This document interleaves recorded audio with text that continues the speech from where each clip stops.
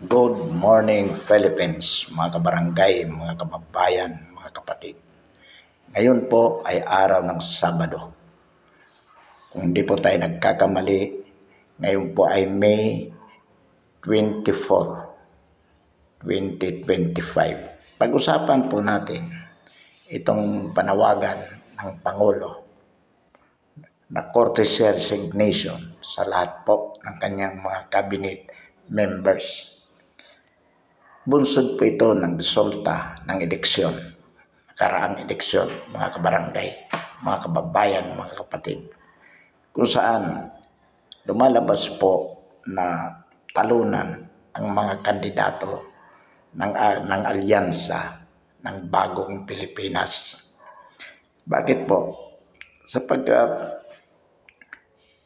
under ordinary circumstances, ang presidente po dapat bilang aktibong nakumpanya sa kanyang mga kandidato sa pagkasenador,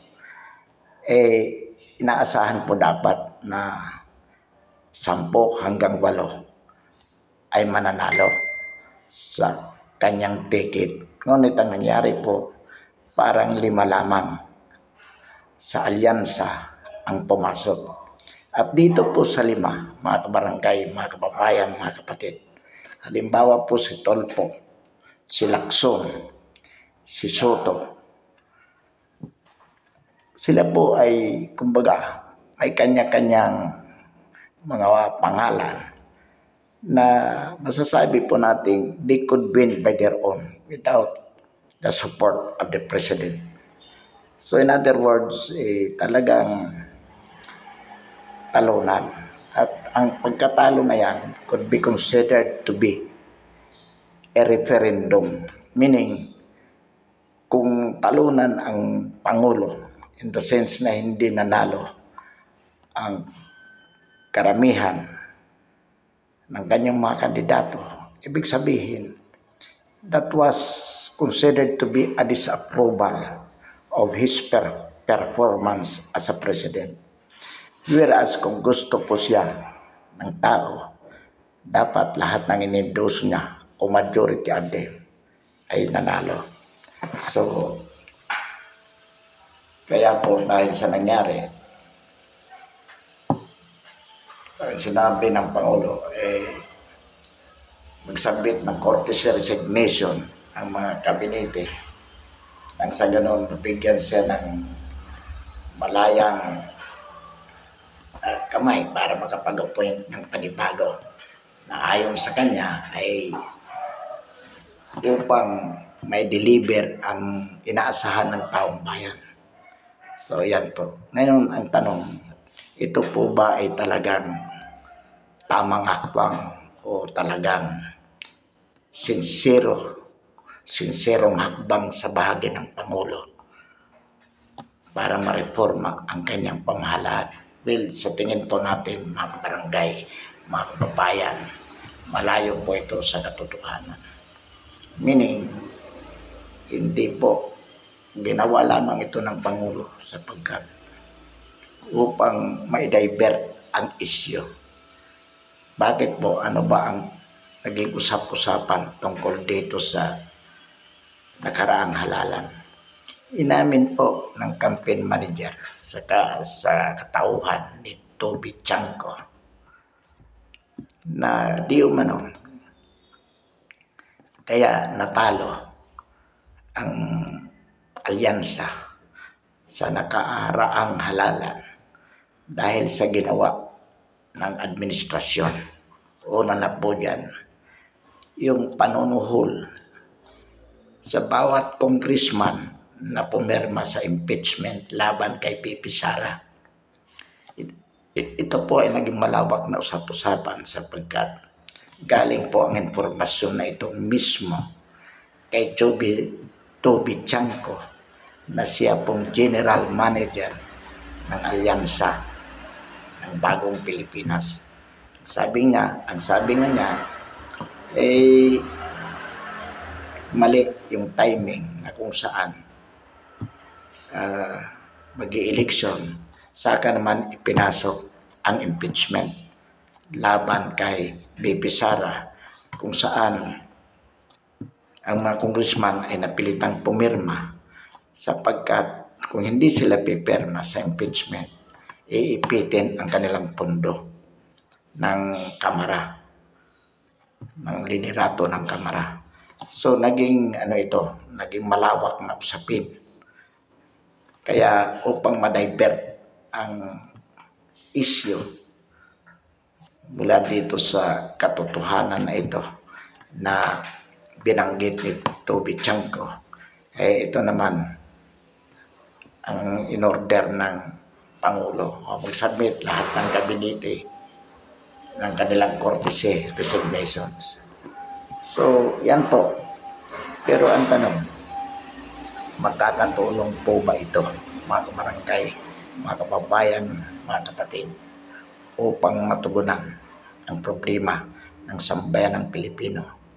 Well, hindi po. Sapagkat sa panahon ngayon ay hindi na po kayang bulahin ng bangag na Pangulo ang sambayan ng Pilipino. Sapagkat ang totoo pong ikinagalit ng bayan ay unang-una ay ang ginawa ng administrasyon ito na ipakidnap at isuko sa ICC ang dating Pangulong PRRD. Yan po ay isang kataksilan na kailanman ay hindi mapapatawad ng sambayan ng Pilipino.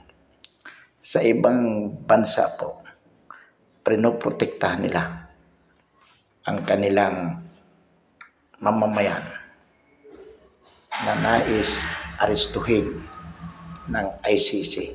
Halimbawa po dyan si Putin ng Russia at ang Prime Minister po ng Israel. Matagal na po na may warrant of arrest na inisyu ang ICC para sa kanila. Pero hindi po sila madampot ng ICC sapagkat mismo ang kanilang gobyerno ang promoprotekta sa mga taong ito. Samantalang dito po sa Pilipinas, wala pang warrant na naisyo ang ICC. Mismo ang administrasyong ito ng bangag na Pangulo ang nagpahuli at nagpadala sa The Hague, Netherlands kay Pangulong PRRD at hanggang ngayon ay nakakulong pa rin ang dating Pangulo, considering that he is already 80-year-old. Sa batas ng Pilipinas, pag 70 ka na, pwede ka nang palayain. Pero itong ating Pangulo, 80-year-old, ipinadala pa at ipinakulong ng bangag na Pangulo sa ICC upang doon litisin at doon nga makulong hanggang ngayon kahit hindi pa nagsisimula ang paglilitis. At ang masakit po dito, mga kabarangay, mga kababayan, mga kapatid, alam po naman natin na malaki ang utang na loob ni PBBM kay PRRD. Una po dyan, si PRRD ang tanging Pangulo ng Pilipinas na nagpalibing sa kanyang ama, kay Ferdinand Marcos Sr. sa libingan ng mga bayani. Una po yan. Pangalawa, si kung hindi dahil kay Sara Duterte na pumayag na maging katandim niya mag-vice president sa kanya noong 2022, 150% hindi po magiging Pangulo si PBBM sapagkat ibinoto lamang siya bilang Pangulo dahil kay Sara Duterte na siyang katandim niya noong 2022 presidential election. Sa kulturang Pilipino, ang taong walang utang na loob ay pinakamasamang tao. Kaya nga maraming galit kay PBBM. Bukod pa sa katotohanan na sa loob ng 3 panunungkot 3 taong panunungkulan niya bilang Pangulo. Wala naman po siyang ginawa kung hindi sirain lamang ang mga Duterte. Yun lang po ang ginawa niya. Wala po siyang nagawa para sa kabutihan ng sambayanang Pilipino. So, in other words, he is, aside from his being a non-performing president, kilala po siyang walang utang na loob. Hindi lang po ipinakidnap si PRRD sa ICC, i-impeach pa niya si BP Sara. At sabi nga ni Toby Chanko, binigyan ng 150 million each ang mga congressman na pumirma sa impeachment. Pera po ng bayan ang ibinayad nila. At ayon pa rin kay Toby Chanko, gumastos ang alyansa ng Bagong Pilipinas ng 10 billion para sa eleksyon. Imagine, pera po ng sambayanang Pilipino, ginastos ng administrasyong ito para ipanalo ang kanyang mga kandidato. Gusto niyang manalo ang mga kandidato niyang senador upang masigurado na pagdating ng 20th Congress during the impeachment trial, makuha nila ang 16 votes ng mga senators to convict BP Sara. So yan po talaga ang totoo niya. The bottom line of senatorial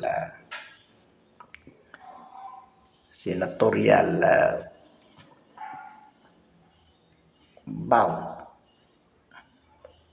yung labanan po sa Senado, ay makontrol ang two-third majority either ng administrasyon o sa bahagi ng mga Duterte, PDP Laban. Nang sa ganon, hindi po makuha ng administrasyon ang 16 votes of the senators to convict BP Sara during the impeachment trial.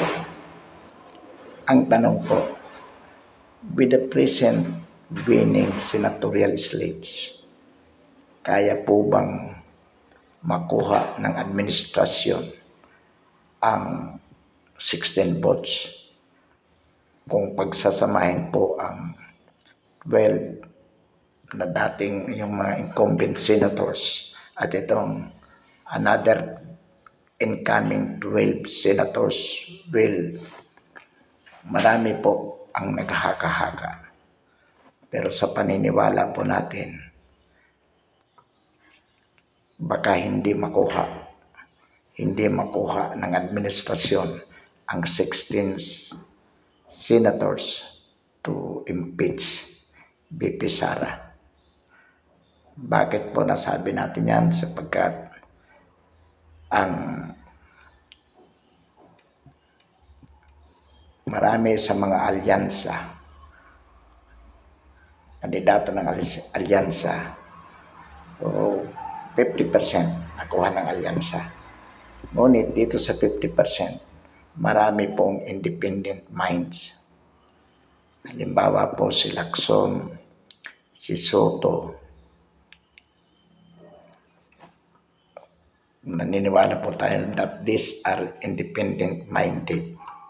Na ibig sabihin, boboto sila on the merit, base sa ebidensya. Hindi dahil they belong to alyansa. So, kung mayroon pong dalawa na independent minded doon sa 5 alyansa na nanalo, baka man-neutralize po.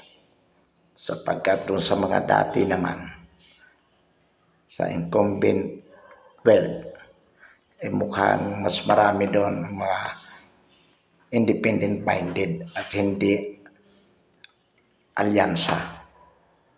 So, inaasahan po natin na mag-neutralize sila. Samantalang dito sa 5 na PDP Laban na nanalo, sigurado na po tayo na ito ay boboto for non-impeachment.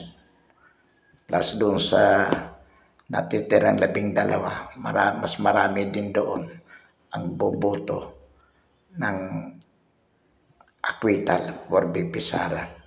Halimbawa po doon, si Mark Villar, si Alan Cayetano, at itong bagong si Pia, baka sumunod po kay Alan. At itong si Jinggoy at si GB, kumbaga ang tingin po natin dito ay hindi naman ito Marcos loyalist na basta susunod na lamang sa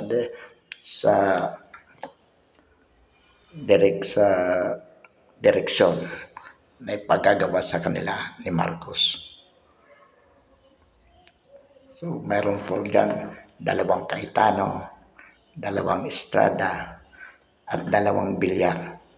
So doon 6 na yon. Plus itong si Aimee, ito si Bato, si Go, si Marcolita. So inaasahan po natin. Kasi para hindi ma-impeach, ang kailangan lang naman ni Sara ay siyang naboboto for non-impeachment. To make it short to sa 16. At inaasahan po natin na yung siyam na yon ay nakuha na po. Sigurado po dito sa siyam na boboto po ng impeachment si Marcolita, si Bato, si Go, si Aimee Marcos, si Camille Villar, 2 Cayetano, si Villanueva, si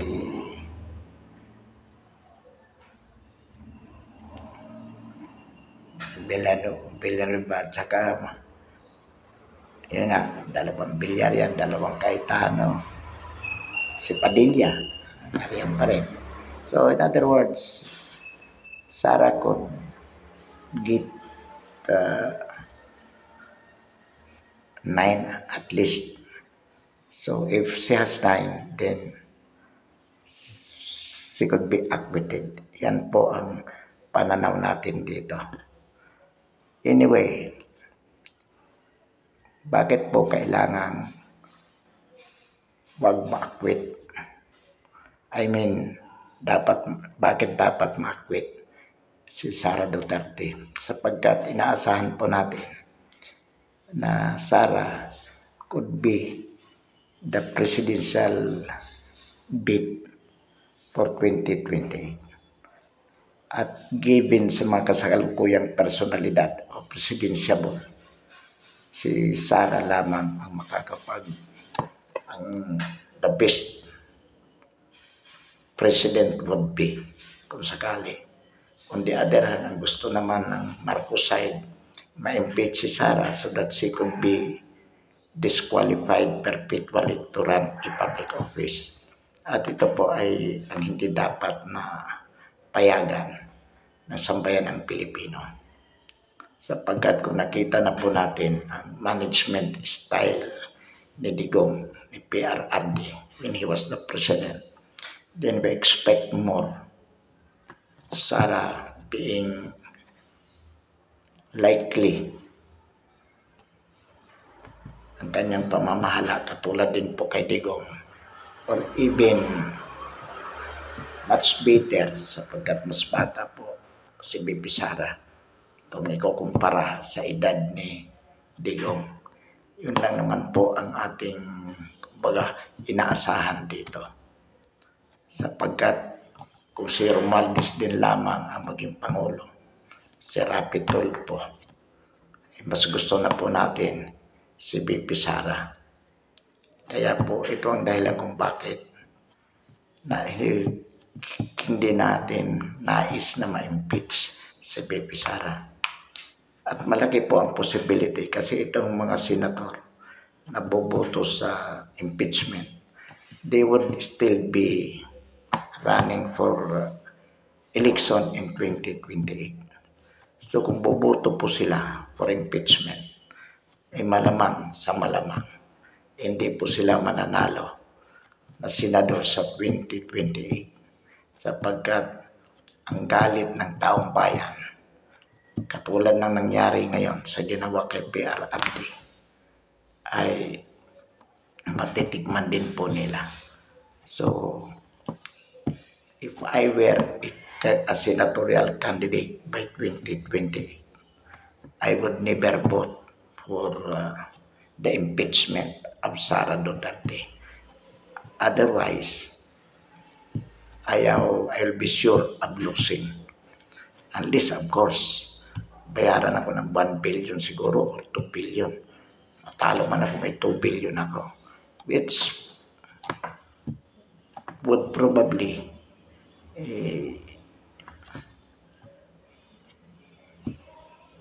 happen. Ibig sabihin, pwede rin mangyari. So, kailangan po bantayan ng taong bayan.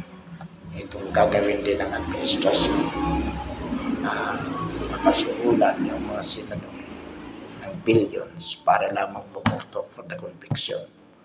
Pag nangyari po yun, talaga namang dapat maglusad na lamang nag-idsatis ang taong bayan para patalsagin na mismo ang bangag na Pangulo at ang mga korap na opisyalis ng bayan.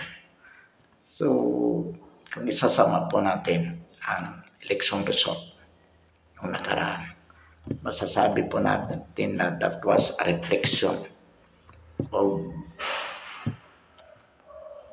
who between the two rivals, PBBM and Sara, ang ginugusto ng sambayan ng Pilipino. At yan naman po ay ayon pa rin sa mga surveys kung saan bago mag-eleksyon ay talagang bagsak ang performance at ang approval rating ni PBBM. Samantalang ang kay Sara, tumaas masyado. And this is the irony. Kung sino pa yung mataas ang approval at performance rating, siya pang ipa-impeach. So makikita po talaga natin yung kabalintuanaan ng administrasyon ng bangag na Pangulo. Pansamantala, mga kababayan, mga kabarangay, wakasan natin ang ating talakayan ngayong umaga. Marami pong salamat.